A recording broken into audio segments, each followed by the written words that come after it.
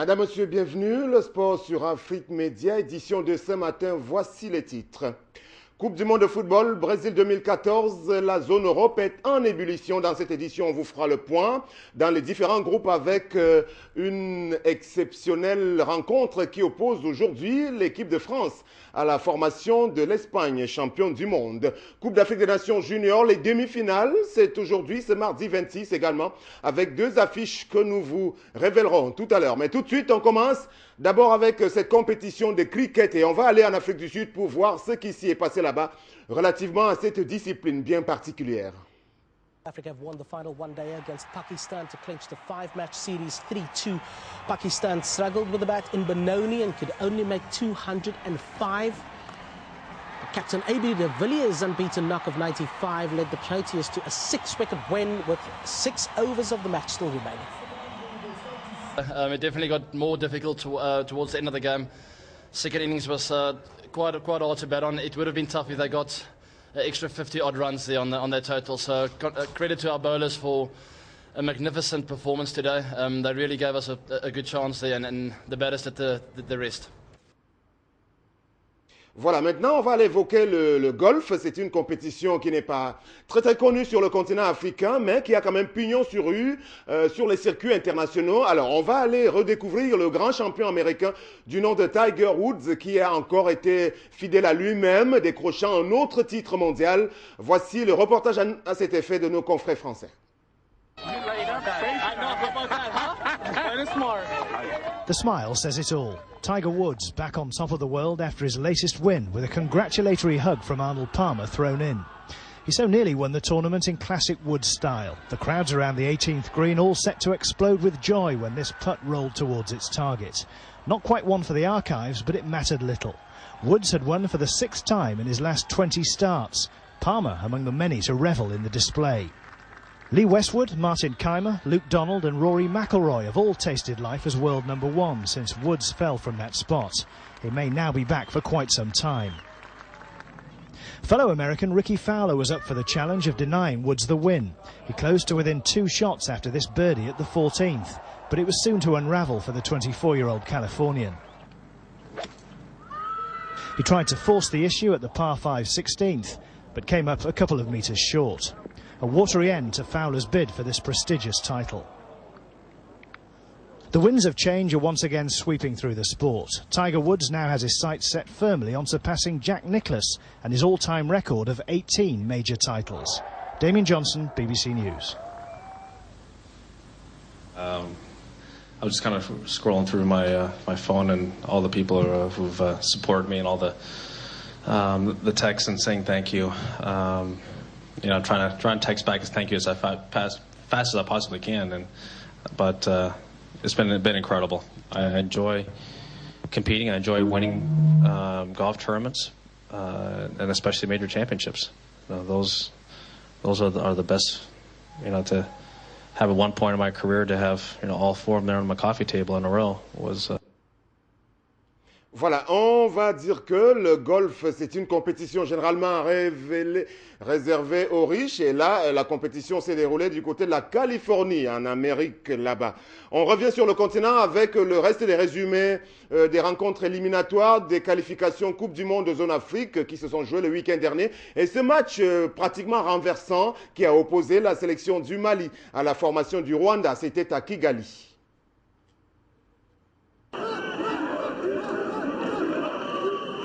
Une précieuse victoire pour les Aigles du Mali à Kigali dans l'optique de la qualification au prochain tour des éliminatoires de la Coupe du Monde de football 2014.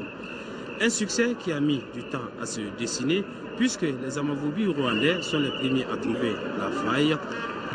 Mehdi Kagere ouvre le score à la 7e minute. Les Aigles ne désarment pas. Ils profitent de la deuxième période pour s'imposer. 50e minute. Mamadou Samassa reprend victorieusement de la tête un coup franc de Seydou Keita pour établir la parité. 4 minutes après, Abou Traoré au départ et à la conclusion d'une belle action marque le second but d'une reprise de volée.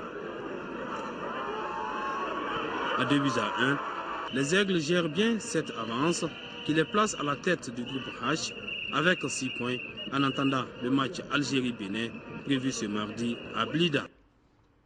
Voilà les Aigles du Mali qui sont allés l'emporter sur le terrain des Rwandais, même à Kigali. Il faut le dire quand même, le Rwanda, c'est pas une vraie nation de football parce que le pays a davantage connu la guerre. Alors, un autre pays qui est en guerre aujourd'hui, mais qui continue quand même de voir son équipe disputer ces qualifications-là, c'est la République centrafricaine. Mais avant que d'aller vous présenter ce qui s'est passé en Afrique du Sud, parce que le match s'est déroulé du côté du Cap, on va revenir quand même à Malabo, parce que là-bas, le Zalan national a réussi comme l'exploit de venir à bout de l'équipe du Cap-Vert. Le Cap-Vert dont vous vous rappelez qu'ils avaient éliminé le Cameroun sur la route de la CAN 2013. Aujourd'hui, pour les qualifications à la Coupe du Monde, personne ne les voyait venir tomber comme cela devant l'équipe nationale de Guinée équatoriale. Eh bien, ils y sont parvenus, les Guinéens.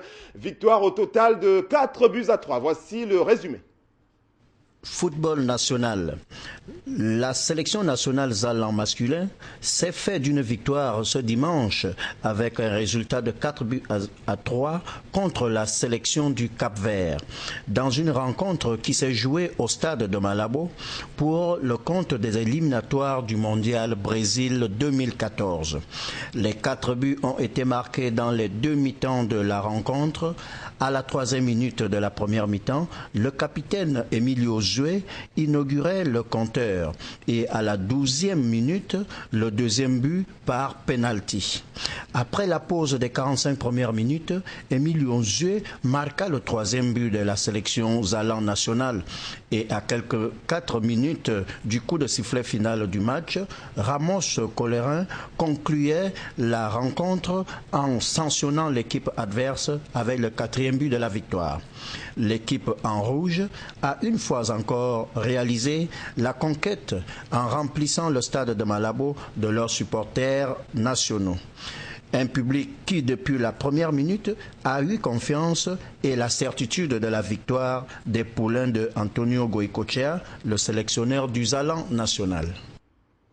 Voilà une belle affaire pour le nouveau sélectionneur espagnol de l'équipe de Guinée équatoriale. Avant d'aller voir le match qui s'est déroulé à Cape Town, on va vous donner rapidement les résultats depuis le début, depuis samedi 16 mars qu'a commencé la Coupe d'Afrique des Nations juniors de football du côté d'Algérie. Donc, les résultats dans le groupe A, Algérie, Bénin, c'était 0-0. Ghana, Égypte, c'était la victoire de l'Égypte 2 buts à 1. Algérie, Égypte, c'était victoire égyptienne 0 but contre 1.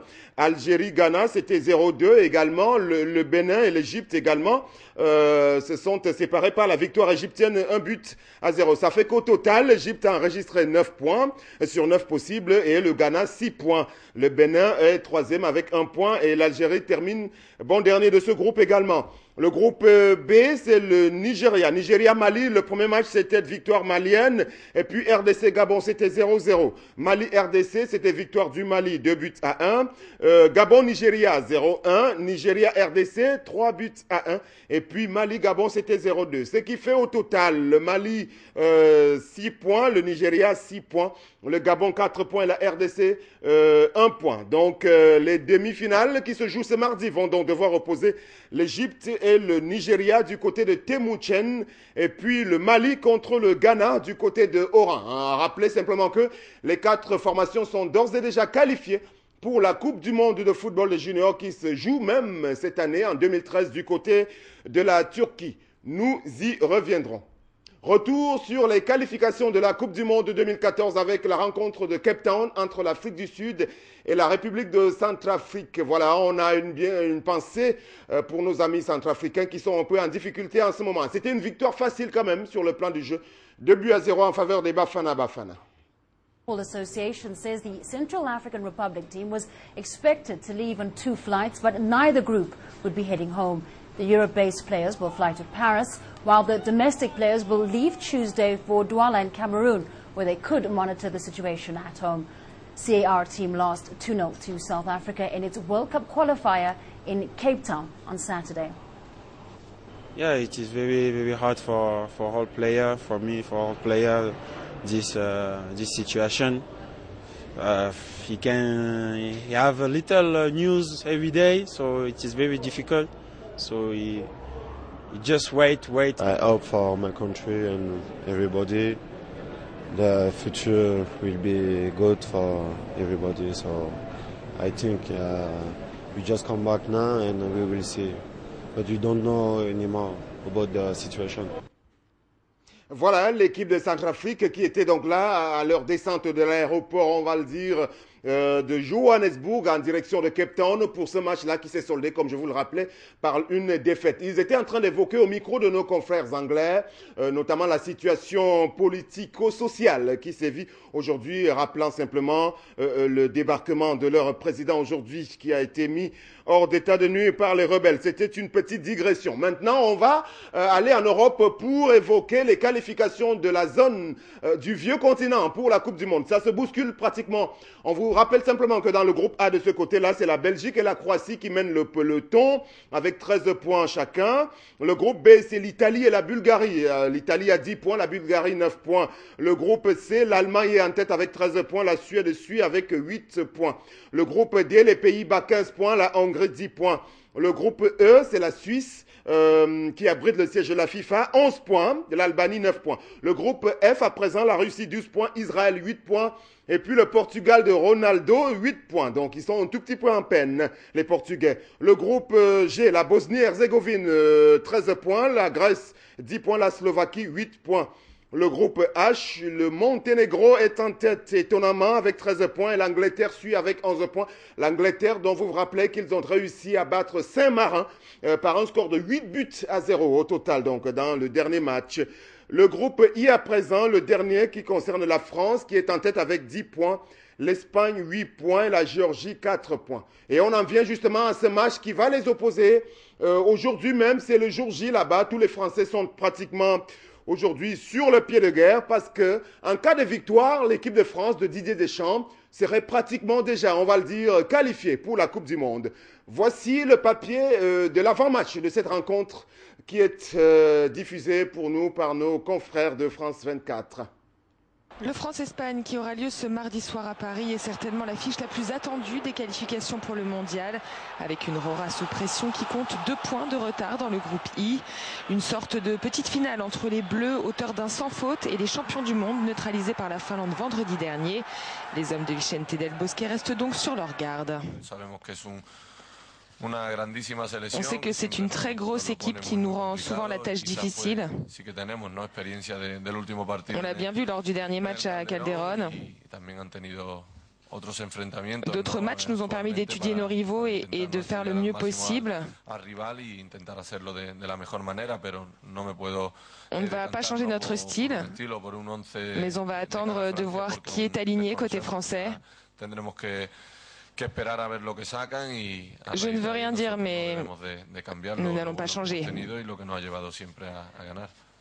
En progrès constant depuis son arrivée au Real Madrid en 2011, Raphaël Varane a disputé son premier match avec les Bleus vendredi et pourrait à nouveau débuter ce mardi. Il a un grand avenir. Il est jeune, rapide, il revient bien également.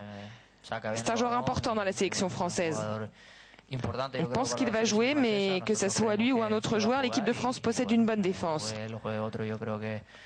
Peu importe ce qui se passera, on espère que ça sera un beau match. Et puis évidemment qu'on le gagnera. Avec 3 victoires et un nul, l'équipe de France est en tête de son groupe. Et si un deuxième résultat nul maintiendrait les Français dans une position avantageuse, l'objectif reste évidemment de décrocher 3 points. Ah ben on va pas jouer le nul. Après si on a un nul, on le prendra. Mais tous les matchs en tant qu'entraîneur ou sélectionneur, je prépare mon équipe pour qu'elle pense à la victoire. Après il y a des scénarios, je sais pas, vous savez pas, personne ne peut savoir, mais c'est les intentions qui comptent et la conviction qu'on doit avoir avant et après quand on est sur le terrain. Et Didier Deschamps devrait notamment faire appel à Pogba, Cabaye et Matuidi. En attaque, c'est le trio Valbuena, Benzema, Ribéry qui sera certainement aligné. Voilà l'équipe de France qui est pratiquement en état de grâce avec leur nouveau sélectionneur Didier Deschamps. Aujourd'hui, ils ont la possibilité de faire un autre grand pas vers la qualification. Ils sont déjà à la tête du groupe. Mais le problème, c'est que l'Espagne, c'est la meilleure équipe au monde, en tous les cas depuis la dernière Coupe du Monde d'Afrique du Sud. Et au match aller, ils s'étaient séparés par un score de parité de 1 but partout. Donc avantage nettement aux Français. Mais ça se jouera au Stade de France. Madame, Monsieur, Sport première édition de ce jour, c'est terminé. Ne manquez pas le rendez-vous Afrique Foot, c'est ce jour à partir de 20h GMT. Restez fidèles.